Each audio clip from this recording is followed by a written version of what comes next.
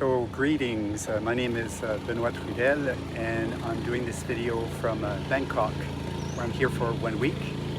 And the title of this video is So You Want to Be a Monk, right? So I would like to take some time to share a bit about the process and the path that I went through to get to that decision of ordaining as a monk. And I remember at the time when I was exploring the question and the possibilities, it was so helpful for me to have others who had gone before me tell the stories of how they came to make that choice. And for each person, it'll be individual process. So you might hear some sounds. I'm next to the river Chao Phraya, and so you can hear also some boats. So I apologize for that, and also some waves, but hopefully you'll get the gist, right? And so to begin with, I just want to start with whatever we face in life, we quite often have some views. So if I say to you, or if you hear someone wants to be a monk, so what comes to mind for you? We have preconceived ideas. You know, for me and perhaps for some other people, being a monk is this notion of someone who's running away from life, perhaps someone who wants to avoid, someone who's very fundamentalist, and etc. So many ideas. And so I think it's useful to kind of put that, for me anyways, to put that aside and kind of look at it as, what would that be like for me? You know, what could that be like for me? And I think that there's so many different people, monasteries and paths, that it really is an individual choice. So for me, my path, it came very young, that I was always deeply spiritual. And what that means is that from a very young age, I was always asking myself these questions of looking for the meaning of life. And then looking at life and people around me and feeling that that was not so important. And feeling very much so that I was very different from everybody else. And I could not really put my finger on it. I just felt different. And so I started to go to church on my own, by myself. And there was something in it that I liked, that was appeasing, that was peaceful. But there was also the whole sin, blame, guilt part of it that I felt was not helping me. And then I stumbled into Buddhism when I was 17. I was very young, and a Japanese type of Buddhism called Nichiren Daishonin, and so chanting Nam Myoho Renge Kyo every day.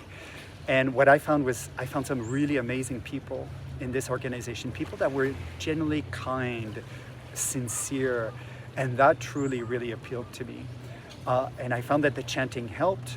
But at the same time, I found that it was also something that was abstract for me. And so somehow I didn't know, or I wasn't ready, or to see how do I integrate this into my life, or how does that help me in my daily life? And it did, but perhaps not enough for me, right? And so then I went on, because I was suffering from deep anxiety.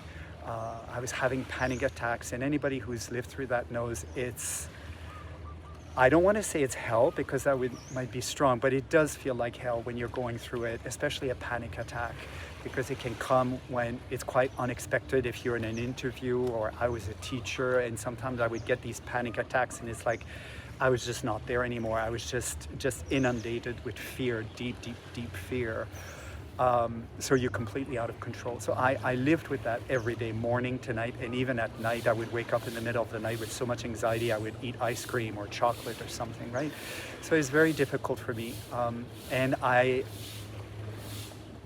we live in a world where we have to hide this, right? Because if you're not doing good, you just still need to put on a smile, you still need to be in control, you still need to go to work, you need to interact with people. So whatever you're feeling, we quickly learn to just suppress it and to hide it.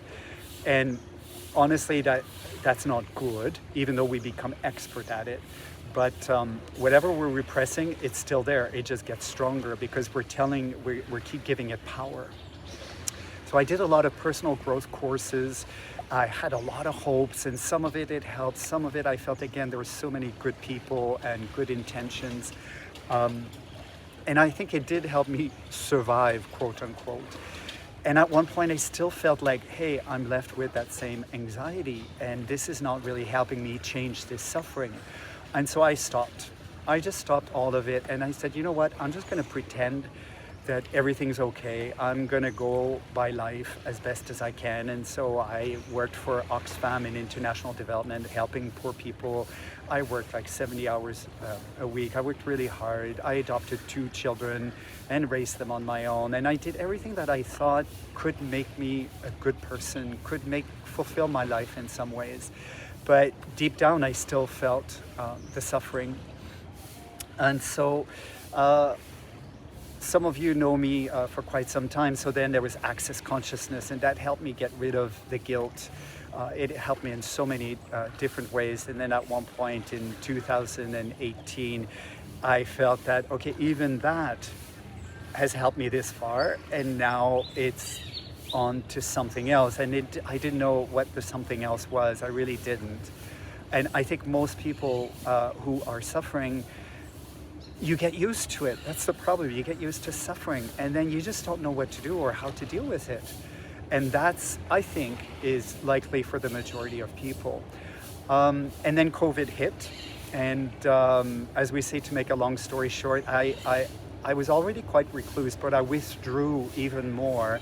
And as some of you know, then I started the permacultural garden with Les Jardins de Maya, and I had no skills at all in agriculture. I just had a keen interest to kind of make peace with myself and with nature somehow. And I felt that that would be a place that I could slow down, be more listening, intuitive.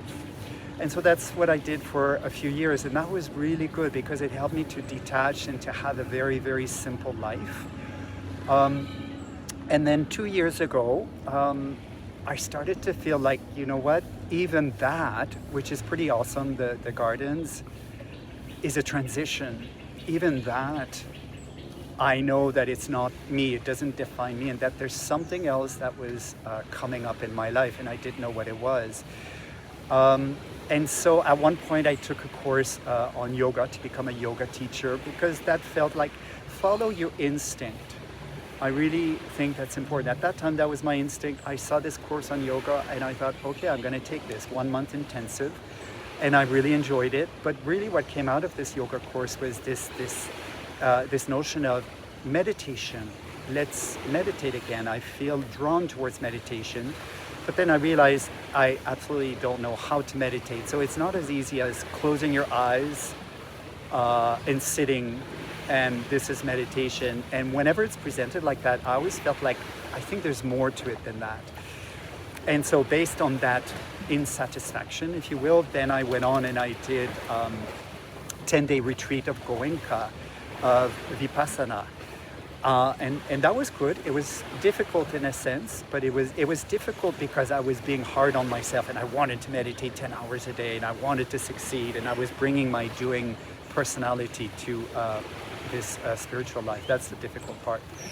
And then after that, and during that, I met someone who told me, I still felt that Goenka was not it for me, but there's some elements of it. And then that person told me about Tisarana Buddhist monastery in Ontario. And I thought, you know what? Oh, that rings a bell. That kind of resonates. I have to go there. And I did. And I started research into Theravada Buddhism. And I knew of Theravada Buddhism because I had been to Thailand when I was very young, when I was 20-something. And I did a 26-day Vipassana retreat in a monastery in 1992, so I would have been 23 years old.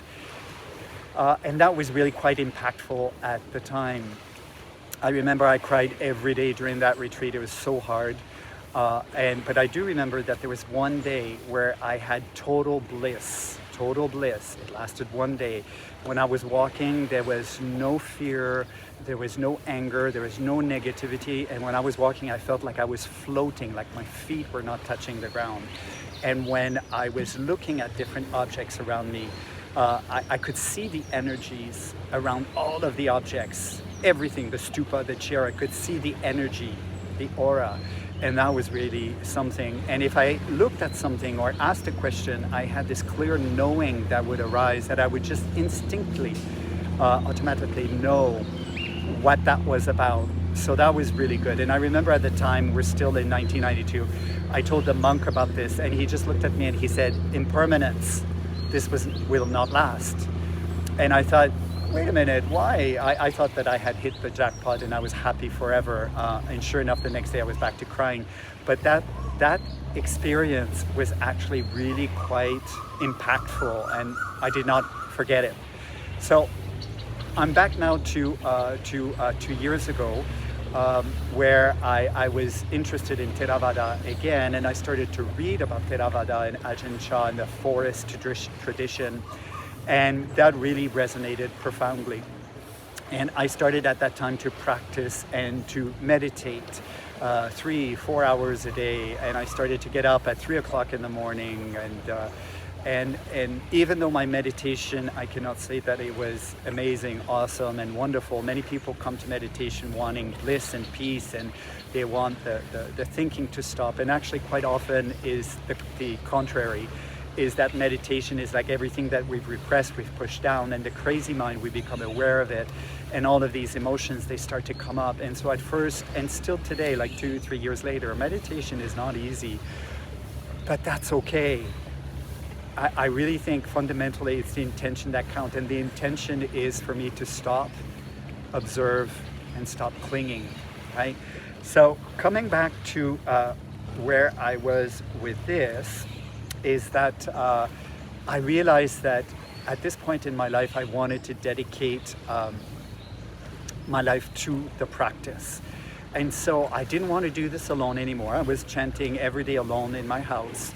I was doing also meditation, and I could have continued. I've done everything on my own, by myself. I've been a loner quite a bit. Now I felt like, no, this is time now to do it with other like-minded people. And so if I want to do that, then what is the path, where and how? So this is where the initial question that I started this video comes in. So you want to be a monk? Okay, what is that about? So for me, I didn't necessarily want to be a monk. I wanted to practice. I wanted to get to this deep truth that we call the Dhamma in my life. And I didn't know, I wanted to know how and where do I do this? And so there were different options, not many. One of them could be to link up with a meditation center somewhere and become a volunteer. And the other one was to become a monk, or to link with a monastery somehow. So what I did was in November 2025, I set off to Thailand, and I was supposed to be there 2 months. In the end, I was there 4 months, and I visited different meditation centers. I was at Dipabhavan in Koh Samui. I was at Umong Swan Monastery, which also has a meditation center. I was at Chomtong, and I was also at, I'm sure my pronunciation is not good, but it's Angtong, which is the Pa Ak tradition meditation center, which is north of Bangkok. So I did those 4 meditation centers, and personally, what I find, and I recommend that you go and you check it out for yourself, but I do find that quite often we take meditation very lightly. We tell people to meditate, and we don't support them with the proper teacher, the proper Dhamma teaching, so that the student is able to know, are they meditating properly, and do they know what is happening when suffering comes up? Do they understand it? Do they know what's happening during meditation? So quite often I think we want to make meditation very non-religious, and then we take away the teaching from the Buddha that could help us to understand and to motivate us through the difficult time when we're meditating. So in all of in many of the meditation centers, definitely Dipabhavan, Umong Swan, I felt that there was not enough teaching and not enough explanation on how to practice. At Chomtong, I thought that was definitely very well structured. So they do have a team. You meet with a teacher every day. However, this is the Mahasi technique, and I did that in 1992, and I did it again. And for me, it doesn't work. It doesn't mean it's not good. It doesn't mean it's not right. Obviously, you heard before I had quite an incredible experience in 1992. But I'll let you do your own research about Mahasi. So it is a technique, but it's very mental, where you note everything that comes up. to acknowledge it, and for me that becomes too mental, too much doing. And the other one was the Pa Ok Center north of Bangkok. I thought that was very good because I felt that they really follow the teachings of the Buddha. And so they talk about anapanasati, they talk about also asubha, they talk about the elements, and all of these things is what basically different meditation practices and contemplation that the Buddha actually taught. And so they're being taught in the same way and not inspired from, which is the case of Mahasi. However, when I was at the Pa Ok Center, there was no teacher at the time. So you were left on your own to meditate. So it's good I had some experience, so I knew what I was doing, but if I had been a beginner, I would have been really lost. So that's for the meditation center. I also visited 4 monasteries, right? And so the first one was Wat Pa Nanachat, which is the most famous monastery that hosts foreigners and teaches basically, it's a monastic training center for foreigners. There's also Wat Bunlom, which is not too far from Wat Pa Nanachat, maybe 45 minutes. It's a very small place that has about 5 monks at the time when I was there, whereas Nanachat has about 30 monks. I visited also Bunyawat, which is in Chonburi, which is a little bit, I would say, east of Pattaya. So that has about 30 monks, so it's quite big.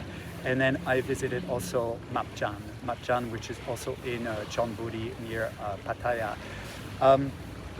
So that was good. And when I first started, I wasn't sure, do I want to be a monk or not? Nanachat, if I wanted to be a monk and to ordain there, it was simply not possible because they have a cutoff age of being 50, right? So at the time I was 54, so that would have not been I would not have been accepted.